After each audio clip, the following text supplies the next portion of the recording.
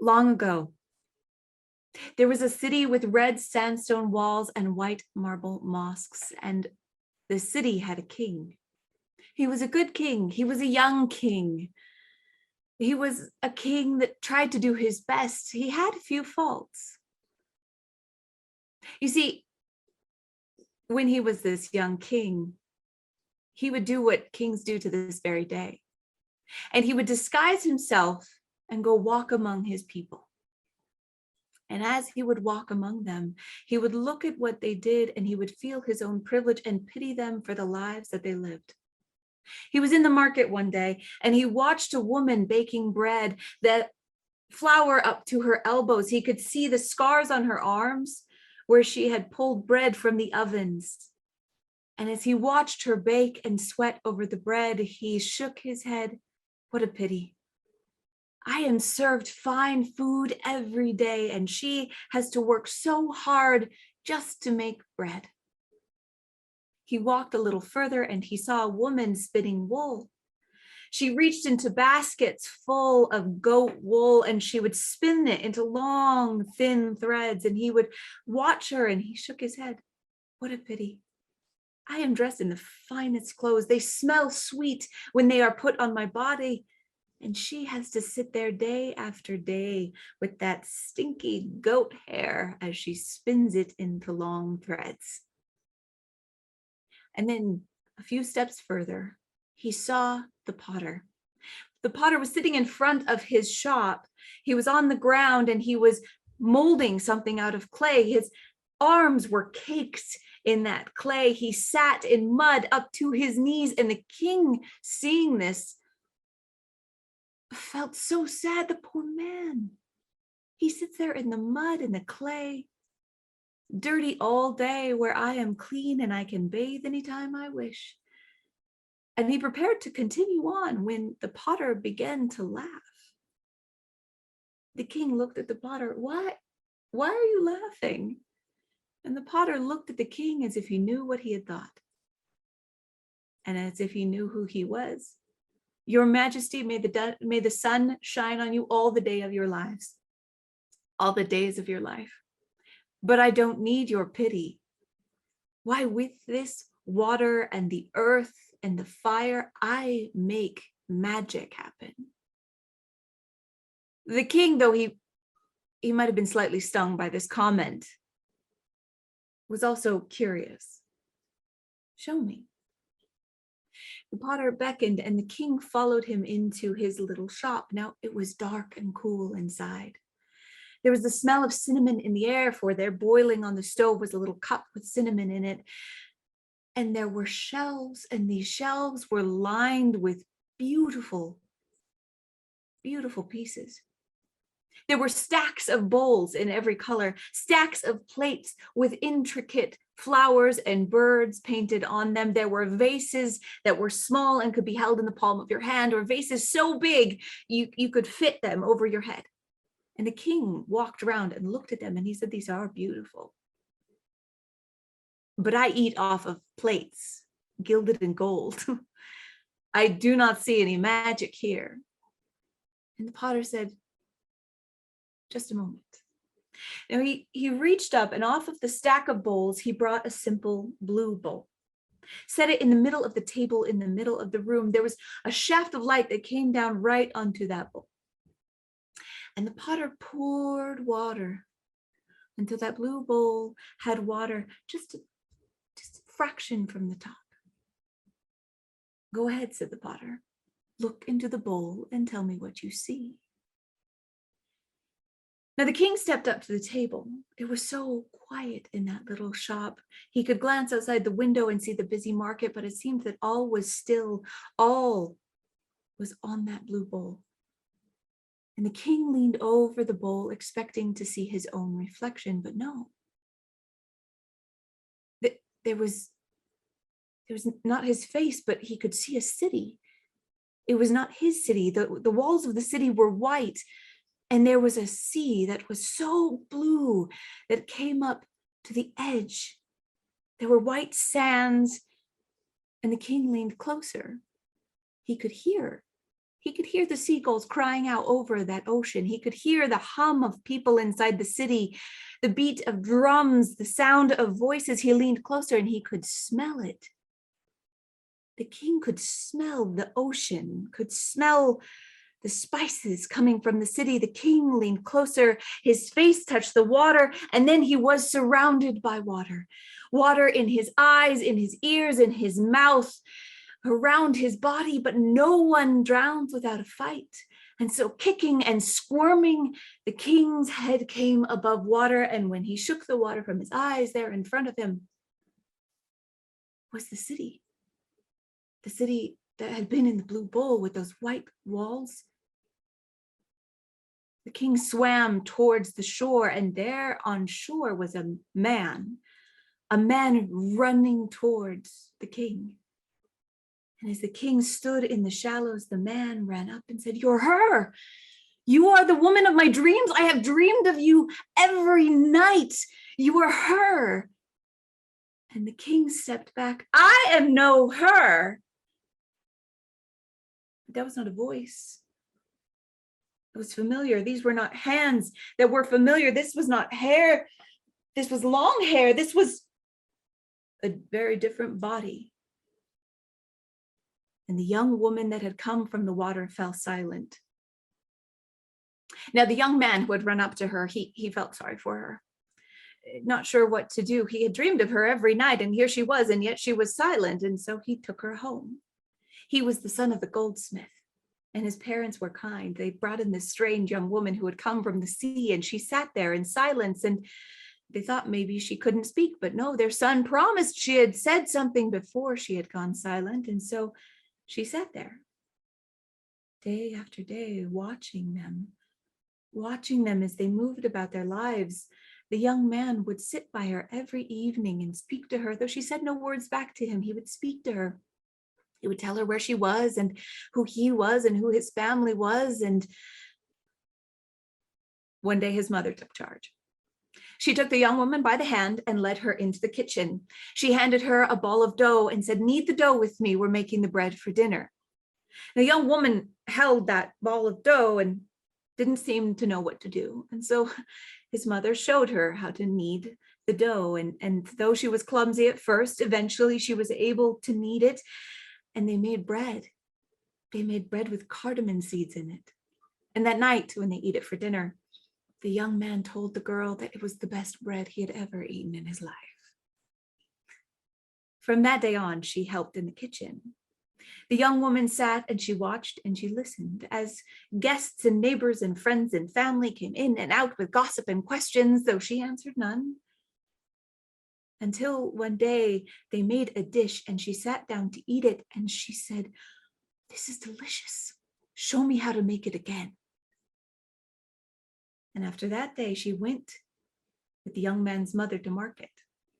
She learned how to haggle for meat, how to smell spices and find the freshest ones to put in the food.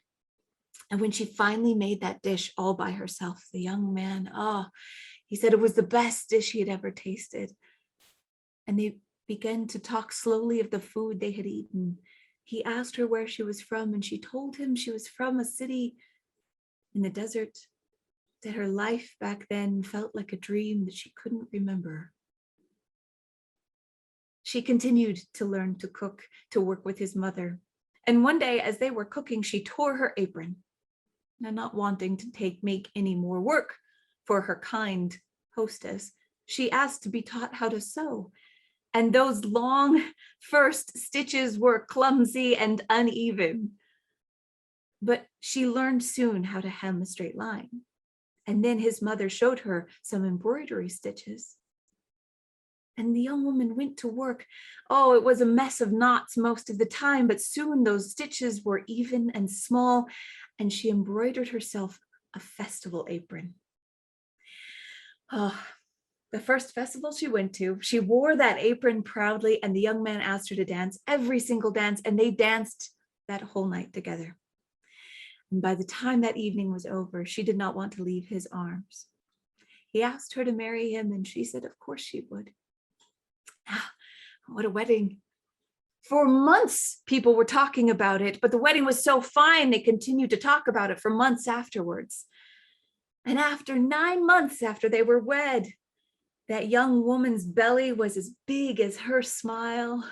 She gave birth to a boy with hair like the desert, sandy and blonde, but his temperament, it was cool like the ocean. And when that boy began to toddle on unsteady feet, that young woman gave birth again, and this time to a daughter whose eyes were blue as the ocean, but who had a fiery temper. And then sometimes, as it happens, illness came to the city. And the young man fell ill.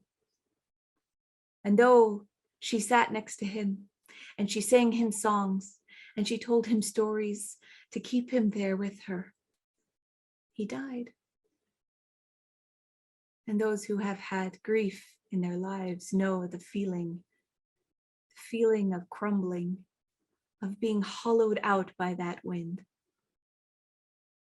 And a few months after he had died and they had put him in the burial place, her father-in-law came to her. We have customs that you don't know of. When someone is married and their husband dies, she must go back to her people and the kids stay with us. But we don't know who your people are. You came to us from the ocean, so maybe that is where you should return. And she had no words, but simply nodded. And they walked down to the beach, and she kissed her children and watched as they played with their grandparents walking away down those sands. And the young woman turned and walked into the ocean. The water up to her knees, up to her waist, up to her shoulders. And then it was around her head and in her ears and in her mouth and in her nose. It was above her head, but no one drowns without a fight. She kicked and struggled, and then the king stood, water dripping down his face. He was in that quiet shop again. He looked out the window, and there he could see the woman spinning goat hair reach for another handful, and she spun a long, thin thread. He watched as the baker woman brought the bread out of the oven. And he looked at the potter and nodded. The story says that after that, the king did not pity people for the lives that they lived, and he was wiser for it.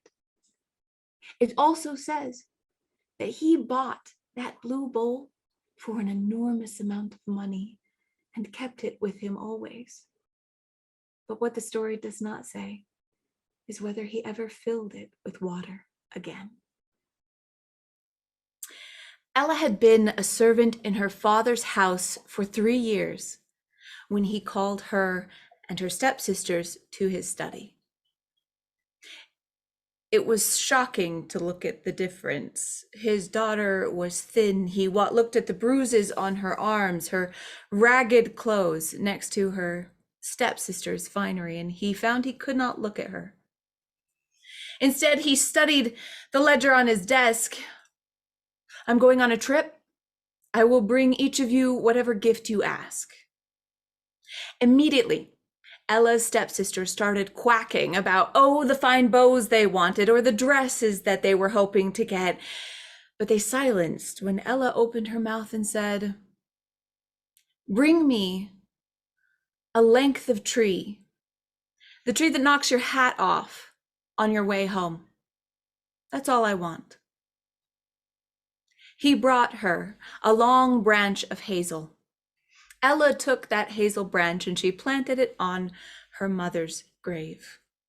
And each day she would go out and she would sing to that hazel branch. And maybe it was the magic from her mother, or maybe it was her own. But that hazel tree grew as she sang, shake and quiver, little tree, grow your branches up to me. Oh, shake and quiver, little tree, grow your branches up to me. And that tree grew. It grew strong and tall, and birds nested in its branches.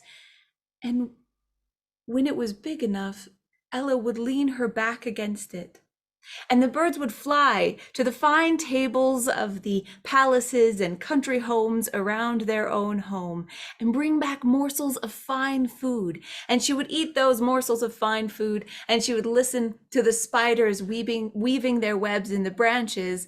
And she listened to the spiders tell their stories, because spiders are the best storytellers. Now, there was an invitation. It was to be a ball at the prince's summer palace.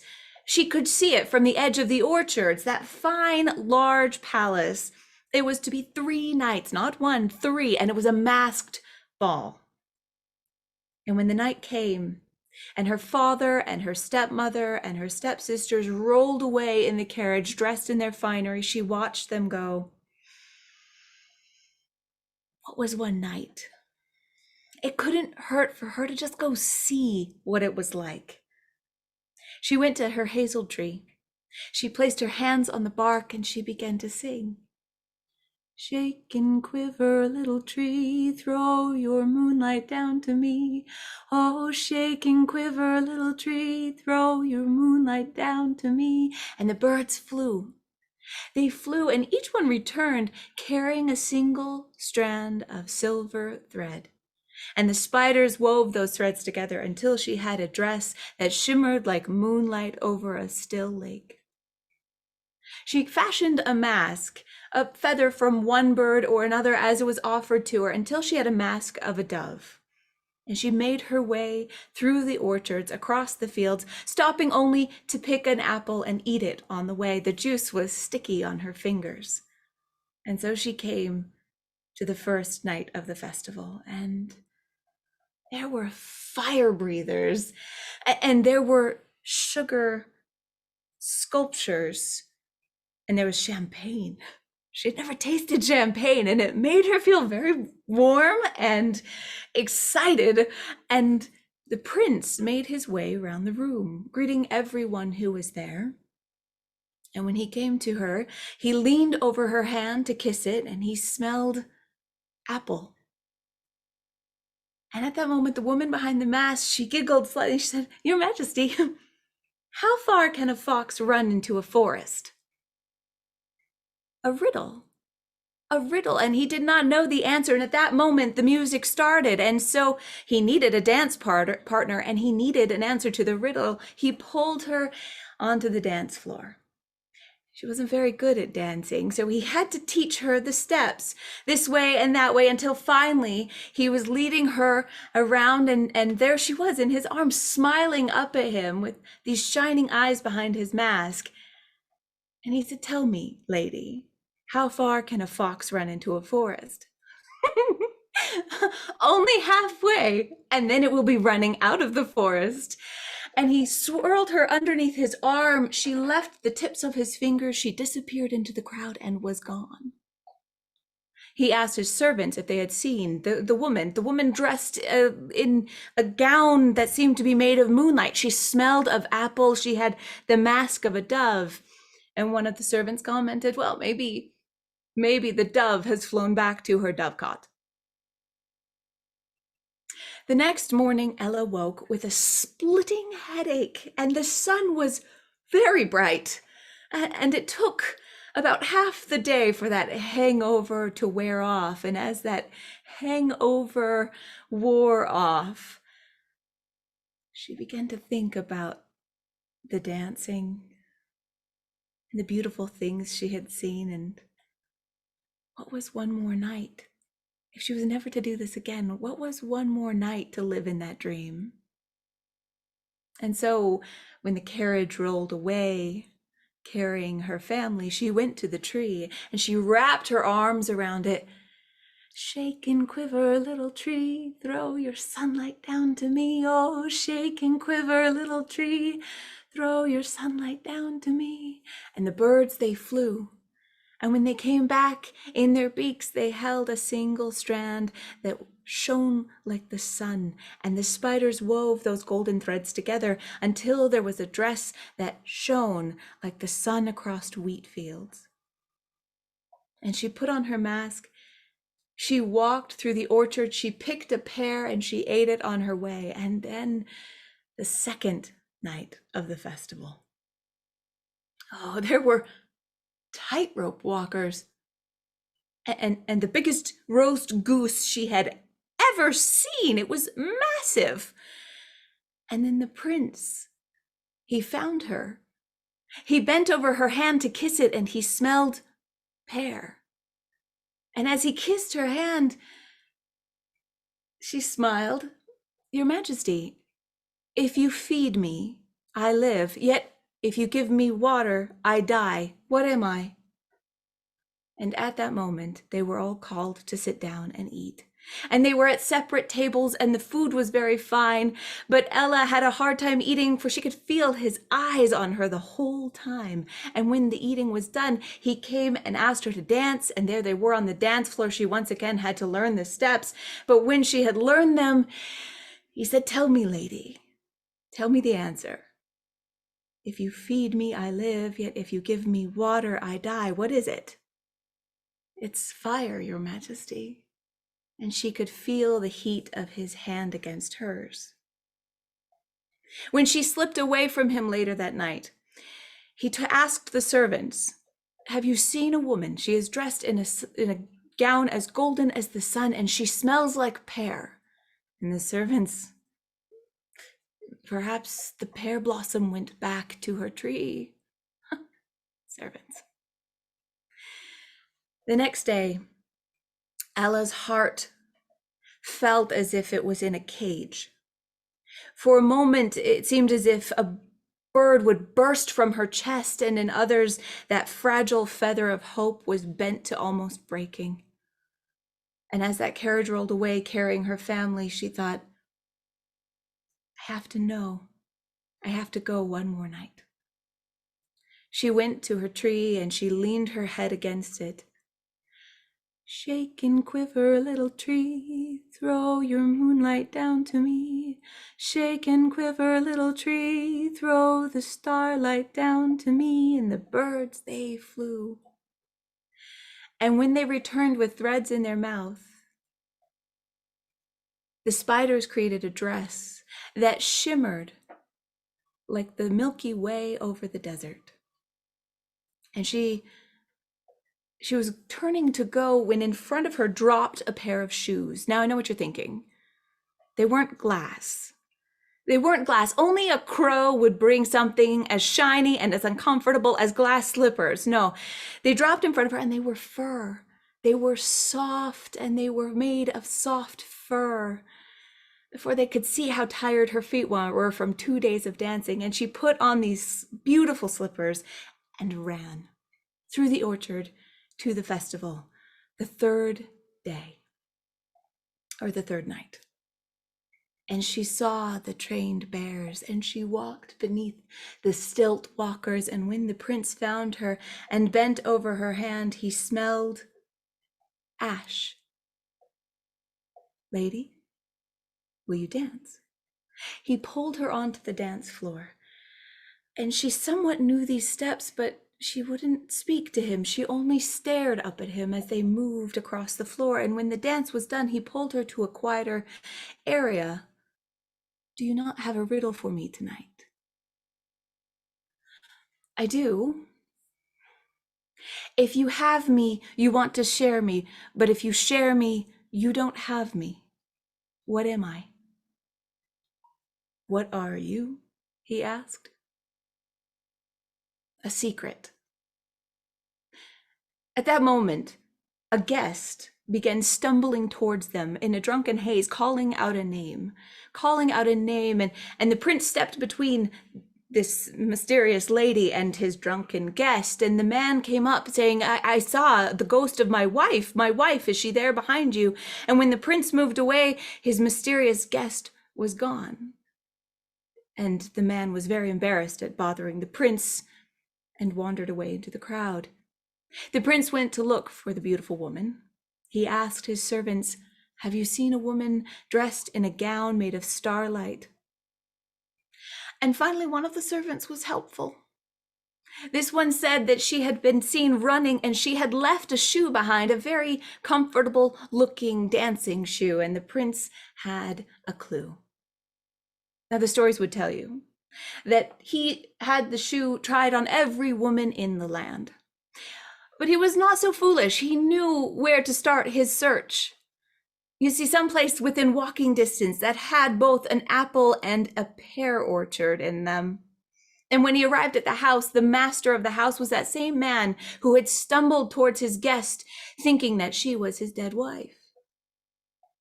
And so he was invited in to this house, and he was introduced to the man's two stepdaughters, and the oldest one stepped forward. I have been the one. We have been talking all these last 3 days. That is my shoe, and I'm more than happy to try it on for you, but not in front of you. That would be inappropriate to show you my ankle before our wedding night. And so the eldest stepsister went into the other room. And it was Ella who tried to shove that fur-lined shoe onto her eldest sister's foot. And when it would not fit, Ella's stepmother said, "Go to the kitchen and bring me a knife." And when Ella returned with the knife, she looked at her stepmother and said, "It is not worth it." And her stepmother said, "Do not speak of what you do not know." And she handed the knife to her daughter and said, "Cut off your toe. When you are queen, you will have no need to walk."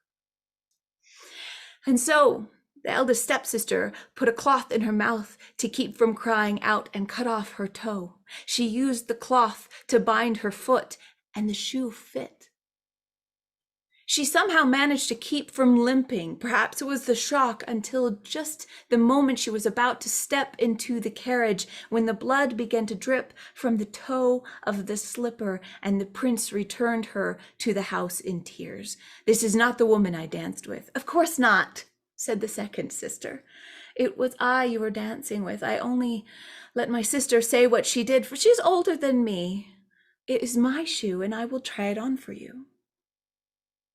The second sister went into the other room, and it was Ella who wiped the blood from the shoe and tried to put it on her second sister's foot. It would not fit. So it was Ella who wiped the blood from the knife and handed it to her stepmother, saying, "Stepmother, it is not worth it." And her stepmother said, "Do not speak of what you do not know. Daughter, cut off your heel. When you are queen, you will have no need to walk." And so the second stepdaughter, she put a cloth in her mouth to keep from crying out, and she cut the heel off of her foot. And she used the cloth to bind the blood, and her foot, it fit into the shoe. And as she left with the prince, there was a ruby trail of guilt that followed her. And when the prince saw it, he returned her to the house in tears. And he looked at the man of the house and he said, "Bring me everyone who lives here."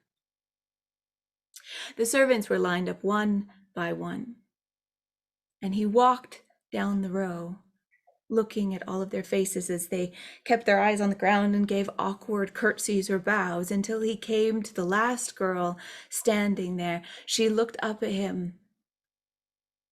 "I would take it as a kindness if you did not have me try on the shoe in the state that it's in. But perhaps you would accept its match as proof of who I am." And from underneath her apron, she brought the other shoe. "And if this is not proof enough, then perhaps my mask." And she showed him the mask of the dove. And the prince looked at her. "I have a riddle for you. What is something that belongs to you, but is used by others more than you?" Ella thought about it for a while. "I do not know, Your Majesty. What is it?" "Your name. What is your name?" "My name is Ella." "Then Ella, would you leave this place with me forever?" And so she left with him that day, leaving the tears and the sorrow behind.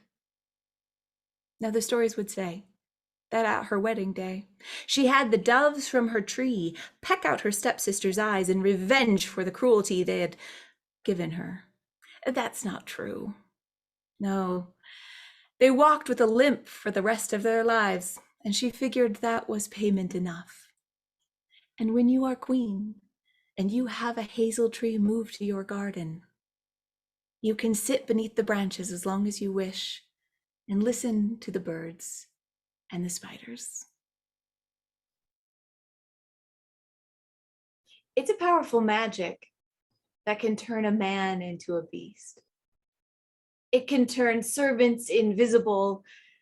It can make libraries come alive. When the enchantment settled over the castle, the books in the libraries could feel themselves waking, stretching in their spines, beginning to whisper to one another. The beast did come in the beginning. He came to read the books he loved, but claws and paws are not meant for the fragile pages of a book. And after tearing pages, though the books would not complain, they only wanted to be read. The beast closed them and put them away only to sigh over them once in a while. Soon that library was quiet, but for the whispers of the books speaking to each other. Each day, the invisible servants would come in, open the windows, fluff the pillows, dust the shelves, remake the fire, taking away the ashes and leaving it quiet again. But the window was open. The window was open the day the man who had come to the castle and had been so welcome dared to steal a rose. They heard the beast roaring, "How dare you steal one of my roses? For that you will die, to take the only thing that brings me joy." The adventure books almost threw themselves off the shelves. They were leaning so far forward. Finally, something was happening. The etiquette books tut-tutted to each other. This was a grave offense. Very, very rude to do that to a host. The conversation between the man and the beast was low, but at the end, the books did hear the beast say, "You have 3 days. Either you return and give me your life, or one of your daughters comes to take your place." The romance books were aflutter with the idea that a meet cute would happen at the castle. But the philosophy books all agreed that he would not return with his daughter. Man must protect his offspring, they said. They didn't think the beast really thought that he would return either. For the beast roared up and down the halls for those 3 days, but after that, she came.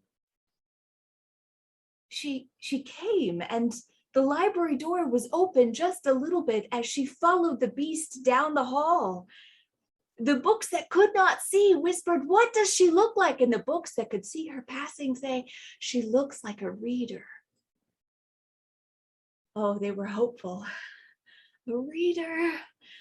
Oh, they waited. They thought maybe she would come the next day, and she did not. Maybe she would come the day after that. She did not.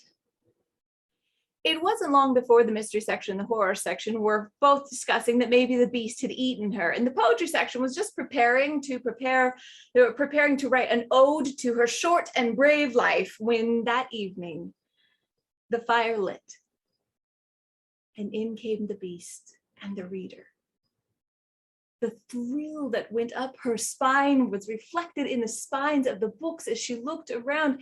She let her fingers graze across those books. She could almost hear them whispering, "Pick me, I have such stories to tell."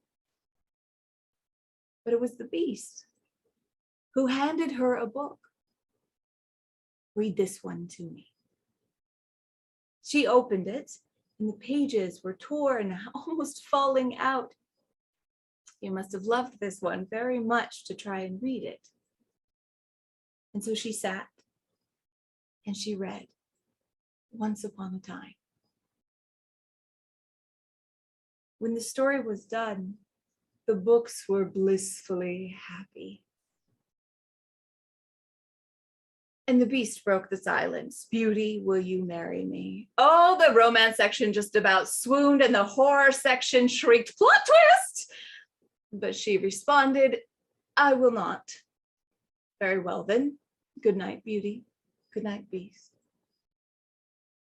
The books were hopeful she would come back the next day. And so, of course, the gardening books bossed around those invisible servants to bring in roses. Perhaps that would tempt her to visit again, but it was not needed. She was willing to come back. Every night, she came back with the beast to read a book. Oh, sometimes she would choose the books as if trying to hear the ones that were telling her to read them, and sometimes the beast would choose the books. And every night after she had finished reading came that conversation. Beauty, will you marry me? No, Beast, I will not. Very well, then good night, Beauty. Good night, Beast. They did not care about that conversation as long as she came back the next night. And she did. But then came the night. She fell silent in the middle of the page. The beast looked at her and she was staring into the fire. Beauty, what is wrong? Oh, I miss my father. I know he grieves me and it hurts to think of him in pain. I only wish to go back for 2 weeks, just 2 weeks. I promised I would come back and live here happily. I just wish to see them one more time. If books have hearts, and these books did, those hearts cracked a little. They watched the fur ripple across the beast's shoulders as he hunched, but he could not refuse her anything. 2 weeks. 2 weeks and no more. If you do not come back, I do not think I could live. The next morning, the books hoped that it had been a jest, a joke, a test. But that night, only the beast returned. Only the beast came to hold the book she had been reading in his hands and sigh. Those 2 weeks seemed to last a lifetime. And the books whispered and spoke to each other, each of them trying not to think or talk about what if. After those 2 weeks passed, that night she was to return. It seemed that every candle in the castle had been lit. The fire in the library was stoked to high flame. The beast was prowling up and down the castle halls. But as the night wore on, he came into the library. And as the fire burned low, so did the hopes. She did not come back that night. She did not come back the next.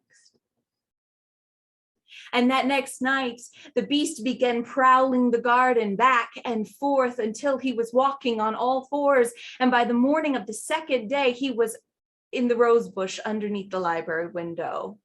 He was not moving, breathing slowly. Through that second day, the rain came down. He did not notice.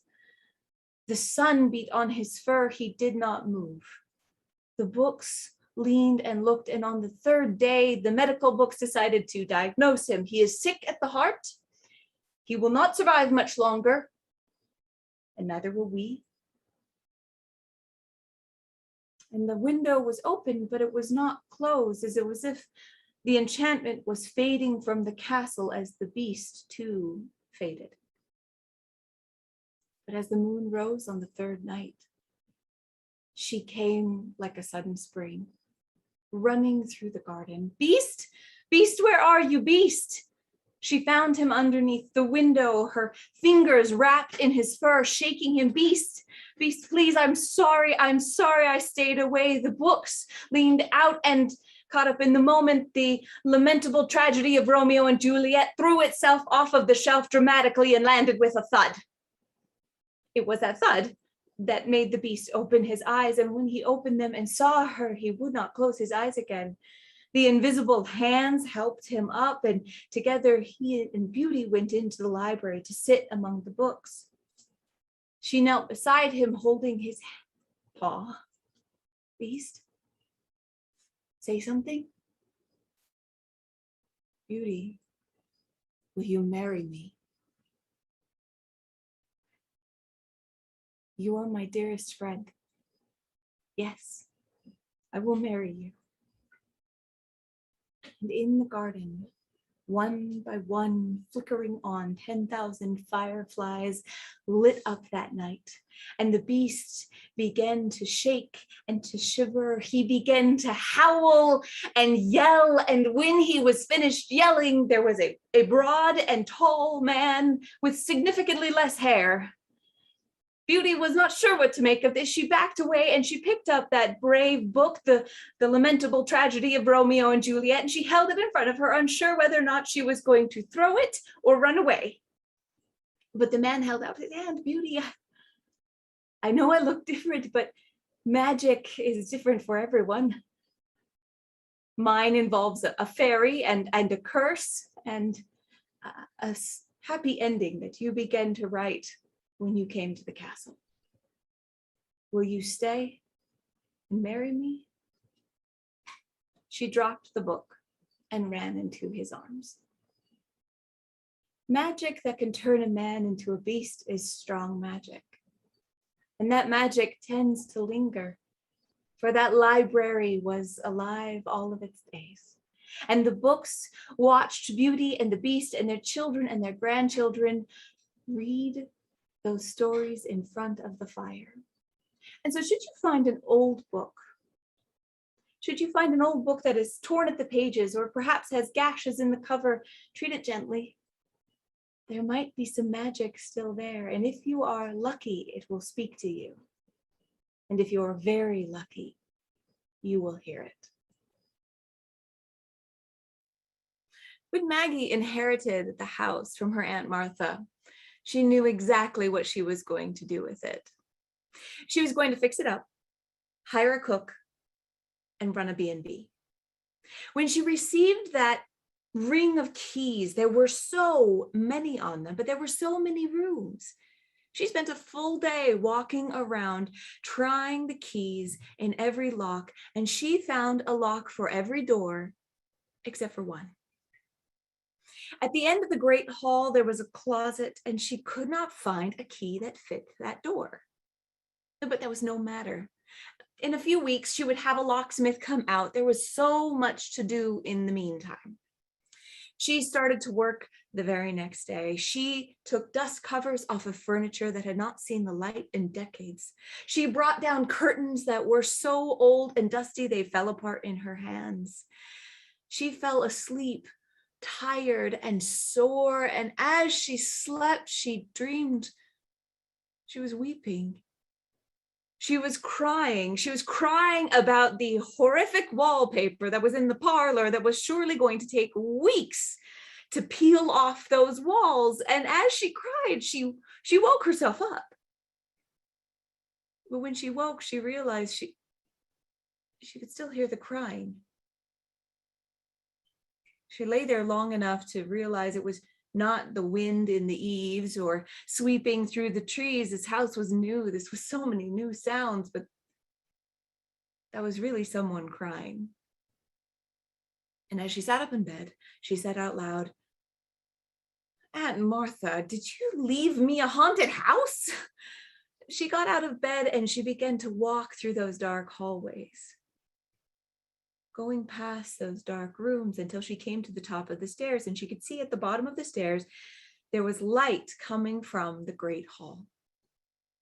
She made her way closer and she stood in the doorway, and she saw that the great hall, the fireplace was lit, but the fire was not warm and cheery and yellow. It was blue and it was cold, and the light that it cast into the room illuminated a woman who was blue.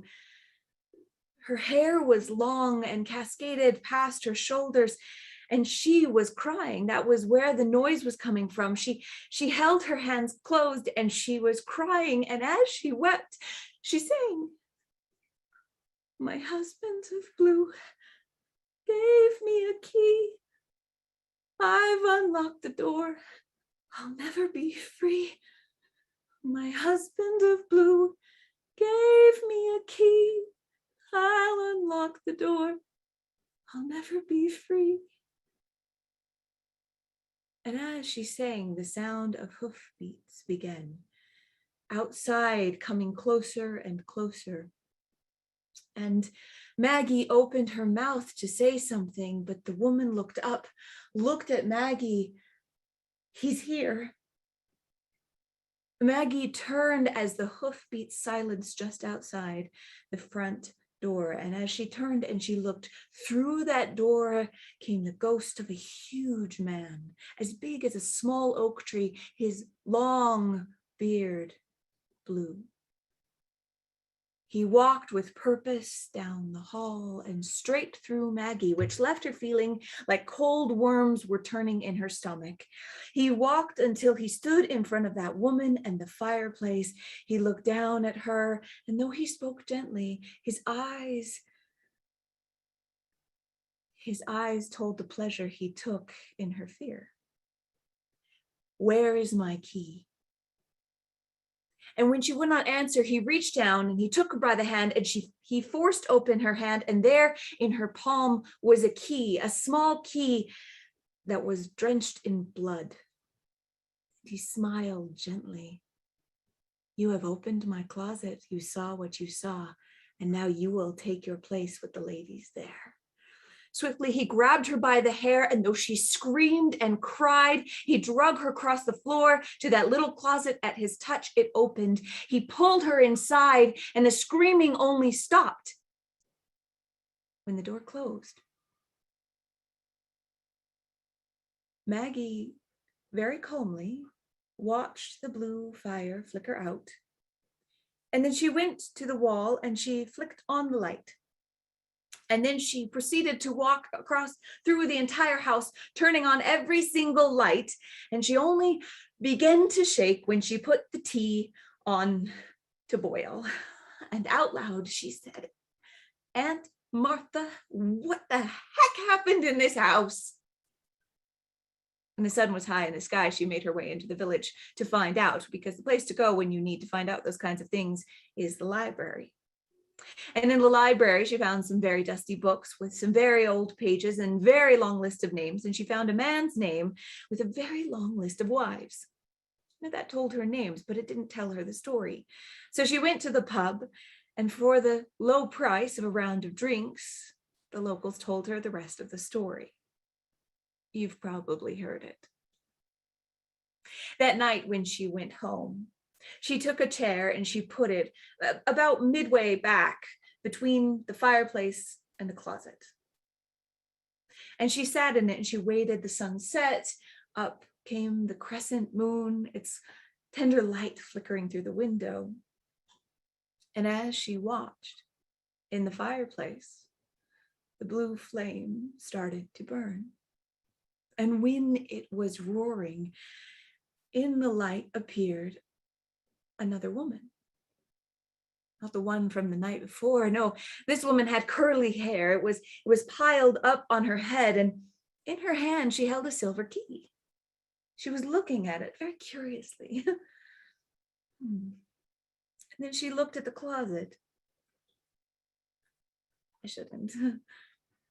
And then she did. She turned and she walked to the closet. She put the key in the lock. She turned it. She opened the door. Now, Maggie could not see what was inside that room, but she heard the woman scream and gasp and the clink as the key fell from the lock and splashed into something on the floor. She saw the woman bend down and wrestle around, and she stood, and the blood was dripping off the key as the woman closed the closet door.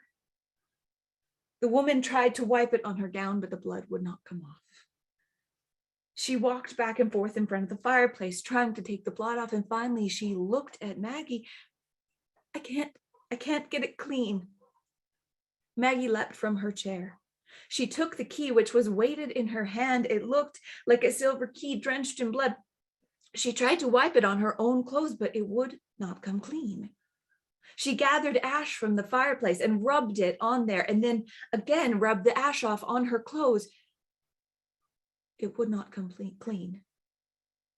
And then the hoofbeats started, and the woman wrapped her hand around it, and Maggie backed up to sit in her chair as the woman began to weep. "My husband of blue gave me a key. I unlocked the door. I'll never be free. And it unfolded as it had the night before. That huge man coming through the door, standing over her with that smile on his lips. Where is my key? And when she did not answer, he forced her hand open. You have looked in the closet. You saw what you saw. Now you will join the ladies there. Her hair was torn as he pulled her across the floor, and Maggie clutched the sides of her chair as he watched her pull. As he watched, the screaming only stopped when the door was shut. Maggie didn't sleep the rest of the night, and she didn't sleep much at all throughout the day. It was going to happen again. She knew it. She didn't want to see it again.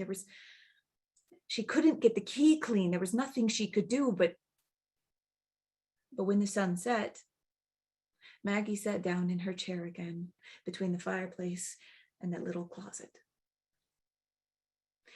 And when the moon shone through the window and that blue fire started to flicker, there appeared a young woman. She was so young. She was so young. And she had that key in her hand. And she kept looking at the closet, and Maggie felt her heart beating faster as the young woman began to take those tentative steps back and forth between the closet and the fireplace, the curiosity pulling her closer and closer. And finally, she was almost to the door, and Maggie rose from her chair, almost not knowing what she did. She rose from her chair and she stood in front of the door between the ghost and the lock. And the young woman looked up at Maggie and smiled. Now, when the hoofbeats started, the young woman was in front of the fireplace, pacing back and forth. My husband of blue gave me a key. My husband of blue gave me a key. And Bluebeard came through the door and he loomed over her. Where is my key? I don't have it. I say you do. I don't. I say you do. You opened the closet, you saw what you saw, and now you will join the ladies there. And the young woman opened her empty hands. I do not have it. My soul is clean tonight and forever. Bluebeard grasped at her as if trying to catch her, and his hands went through her, for she was a ghost to even him. In that blue light, she became golden and smiled and then disappeared like dust. Bluebeard looked into the fire, looking at the dust. Where is my key? And he heard, I have it. He looked and he saw Maggie standing by the door, the key in her hand, the silver key in her hand. And in a moment he was there looming over her. You have my key. You saw what you saw, and now you will join the ladies there. And she looked up at him. I am not your wife. And she turned her back to him, and she could feel him breathing down her neck, and she put the key into the lock. I am the owner of this house, and I open any door that I wish. And she turned the lock and she opened the door and she said, but I think it is time you are reunited with your wives. Bluebeard tried to stumble back. He tried to slip backwards, but murdered are swift, and from the darkness came the arms of his wife to pull him in, kicking and screaming and cursing. And Maggie left the door open as they judged him. As his screams began to quiet and the silence began to drift down like snow, as that blue flame in the fireplace gently went out for the last time. Now Maggie,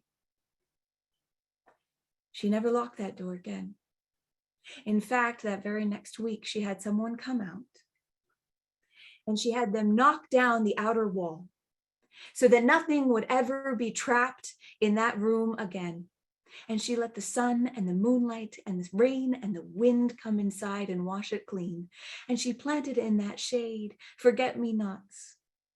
And when the guests of the B&B came, they would sit in that little alcove and they would talk about the rumors they had heard, about the old stories that house had. Sometimes they'd ask Maggie to come sing them the song that went with the house. A woman in white gave me a key. I unlocked the door and set them free. They thought it was quaint. Maggie never told them any different.